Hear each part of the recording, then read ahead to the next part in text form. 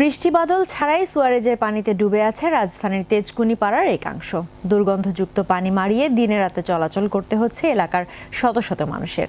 অল্প দিনে পানি না নামলে রোগ ব্যাধি সহ দীর্ঘস্থায়ী ক্ষতির আশঙ্কা করছেন বাসিন্দারা। অপু খন্দকারের ক্যামেরায় বিস্তারিত জানাচ্ছেন অখিল পোদ্দার।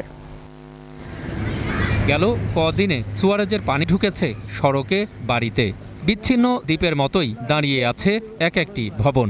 এমপি হোস্টেল আর প্রধানমন্ত্রী কার্যালয়ের ঠিক পেছনে তেজকুনি পাড়ার এসব রাস্তা দিয়ে সারাক্ষণই চলাচল করেন বিভিন্ন শ্রেণী পেশার মানুষ।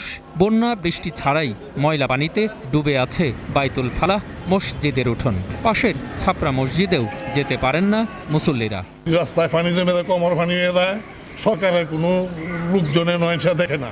সিরিয়াস গন্ধ, মশা বাড়তেছে, নানা রকম সমস্যা তো আছে। প্রধানমন্ত্রী কার্যালয়ের একেবারেই পিছনে আমাদের এলাকাটা, অথচ এদিকে আমি বুঝি না যে কর্তৃপক্ষ কিভাবে এত উদাসীন থাকে। ড্রেনের পানি এমনভাবে উঠছে যে আমার মসজিদের মধ্যে আজকে আসরের নামাজের পরে আমি সালাম ফিরাই দেখি মাত্র 7 জন মানুষ আছে। রাস্তা অপেক্ষাকৃত নিচু হওয়ায় মাঝে মধ্যেই সুয়ারেজের পানিতে ডুবে যায় আশপাশের এলাকা। ঘটনার কারণ জানতে শিগগিরই ব্যবস্থা নেওয়ার প্রতিশ্রুতি ঢাকা ওয়াসার। স্ট্রম ওয়াটার ড্রেনেজ, এটা কিন্তু ঢাকা ওয়াসা একটা মাত্র পোর্শন এটা দেখে। নাখালপাড়া আমি কালকে লোক পাঠাবো এবং সমস্যাটা কি দেখে আমরা অবশ্যই সমাধান দিব। ভুক্তভোগীদের অভিযোগ, পানি নিষ্কাশনের স্থায়ী ব্যবস্থা না হলে এই ভোগান্তি দূর হবে না।